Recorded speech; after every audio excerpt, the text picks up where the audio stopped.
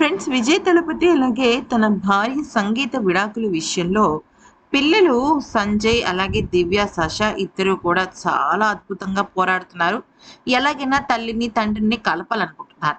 వాళ్ళు ఒక పక్కన ప్రయత్నిస్తుంటే మరొక వైపు ఇక్కడ విజయ్ తండ్రి అలాగే తల్లి ఇద్దరు కూడా నా కోడలు నాకు కావాలి, నా వారసులతో నువ్వు కలిసి ఉండాలి అని కోరుకుంటున్నారు. ఈ నేపథ్యంలో ఇక్కడ ఒక అద్భుతమైన విషయం జరిగింది. అదేంటంటే సంగీత గారి తండ్రైన సోనాలింగం రంగంలోకి దిగాడు.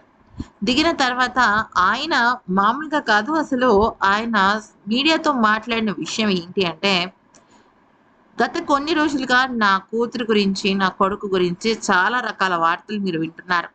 ముఖ్యంగా వాళ్ళిద్దరు విడాకులు తీసుకుంటున్నారని, అలాగే వాళ్ళిద్దరి మధ్య మూడో మనిషి వచ్చిందని, ఇలాంటి వార్తలన్నీ నేను చదువుతున్నాను. కానీ నేను ఒక విషయం చెప్పాలనుకుంటున్నాను. ఖచ్చితంగా వాళ్ళ మధ్య గొడవలు ఉన్నాయి. వాళ్ళ మధ్య విభేదాలు వచ్చాయి. కానీ అవి తాత్కాలికంగానే ఉంటాయన్న విషయం ఈరోజు నిరూపితమైంది. నా అల్లుడు ఈ తమిళనాడు రాష్ట్రానికి సీఎం అయిన విజయ్ చాలా అంటే చాలా మంచి మనసు కలిగిన వ్యక్తి.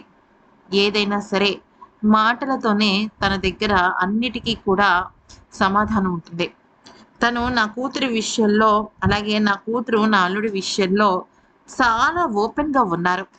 అసలు వాళ్ళిద్దరి మెచ్యూరిటీకి నాకు చేతులు జోడించి దండం పెట్టాలనుంది. వయసుకి వాళ్ళిద్దరూ నాకన్నా చిన్నవాళ్లే కానీ, నాకన్నా ఎంతో గొప్పగా వాళ్ళ భవిష్యత్తుని వాళ్ళు నిర్ణయించుకున్నారు. అయితే విజయ్ అలాగే నా కూతురు సంగీత విషయంలో ఏర్పడిన అపోహలన్నీ కూడా ఈ రోజుతో తొలగిపోయాయి. తండ్రిగా నేను నా బాధ్యతను నిర్వహించాలనే ఇక్కడి దాకా వచ్చాను. నా బాధ్యతను నిర్వర్తించాను. ఇక ఇంతకు మించిన ఆనందం నాకు మరొకటి లేదు. ఒక విషయం చెప్పాలనుకుంటున్నాను. గుర్రాన్ని నీటి వరకు తీసుకువెళ్ళగలం కానీ నీళ్ళైతే తాగించలేం.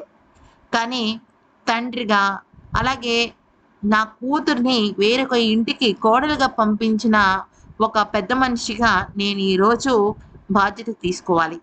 నా అల్లుడి విషయంలో, నా కూతురు కాపురం విషయంలో ఎటువంటి చెడు జరగకూడదు కాబట్టే నేను ఈరోజు ఇక్కడి దాకా వచ్చి నా అల్లుడితో మాట్లాడడం జరిగింది. నా అల్లుడు నా బాధను అర్థం చేసుకున్నాడు. తను కూడా ఒక ఆడపిల్ల తండ్రే కదా!